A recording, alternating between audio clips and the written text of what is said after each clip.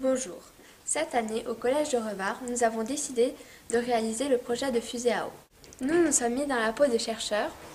Après, nous avons imaginé nos plans à nous.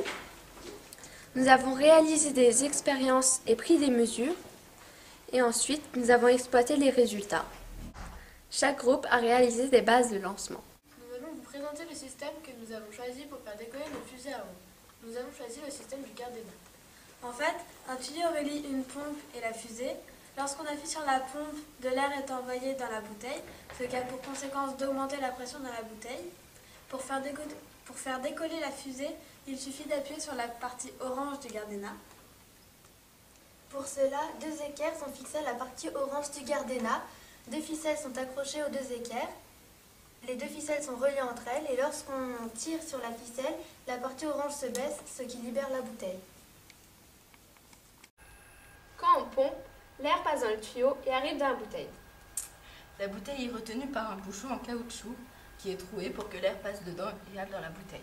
Elle est aussi retenue à la base par une fourchette en aluminium que l'on glisse entre des sardines installées en quinconce autour de la fourchette. Quand il y a assez de pression, on tire Et la fusée décolle. Nous avons construit une base de lancement pour fusée à eau spéciale bouteille Coca que nous avons mis sur 4 planches que nous avons vissées entre elles. Puis nous avons fait un trou au milieu où nous avons mis un bouchon en plastique raccordé à un tuyau pour le raccorder à une pompe. Et ensuite, on a pris deux barres de fer qu'on a bloquées avec deux boulons et des crochets, là, des sortes de crochets. Et puis on les a montés sur des crochets en L qu'on a bloqués avec un crochet en S pour que la bouteille soit bien stable quand on va pomper pour qu'elle parte. Pour déclencher, on pompe et puis après on tire sur la corde. Moi je vais vous expliquer comment on a fabriqué donc, les fusées. On a mis une couche de blanc en peinture à bombe. Ensuite avant on avait collé des petites ailettes en plastique. Et ensuite, après la sous-couche de blanc, on a peint la fusée avec une bombe verte ou rose.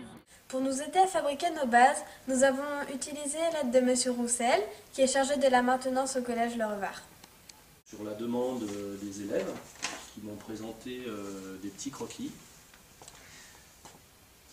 donc j'ai commencé à effectuer quelques petits travaux. Donc là, sur ce modèle, les élèves sont partis sur un système avec une fourchette. Donc là, elle est en aluminium, mais ils m'avaient demandé dans un premier temps de la faire en bois. Et puis ils se sont aperçus que ça ne tenait pas, elle s'est cassée. Donc voilà, j'ai refait en fait une équerre en alu. Après la construction des bases de lancement et des fusées, on a fait décoller les fusées. Alors sur cette maquette, on a représenté la fusée et les deux caméras qui ont filmé les trajectoires. Alors cette caméra a filmé la trajectoire dans le plan jaune et cette caméra a filmé la trajectoire dans le plan rose. Ensuite, avec Monsieur Volk, maître de conférence à l'ENS de Lyon, on a fait des films en 3D à l'aide des logiciels Avimeca et Maple. Vas-y, c'est bon! On est en train d'analyser les films qu'on a fait la dernière fois et de compter les différents positionnements de la fusée lors du vol afin d'obtenir Un film en 3D. On va aller lire avec le programme les différents tableaux. Le programme il va calculer aussi la vitesse donc des trajectoires basées sur les positions des fusées que vous avez cliquées sur les différentes images. À la fin des séances, chaque groupe a obtenu les trajectoires en 2D et en 3D de sa fusée à air et la trajectoire en 2D et en 3D de sa fusée à eau. Donc, cela nous permet de savoir à quelle hauteur est montée la fusée et de savoir à quelle vitesse elle est allée, puisque plus les points sont foncés comme au départ, la vitesse est faible, et plus les points sont clairs comme au milieu, la vitesse est élevée. Nous avons adoré le club physique-chimie. Nous avons appris à nous servir d'un collier de serrage, d'équerre, et nous avons découvert l'autre possibilité d'utiliser un Gardena.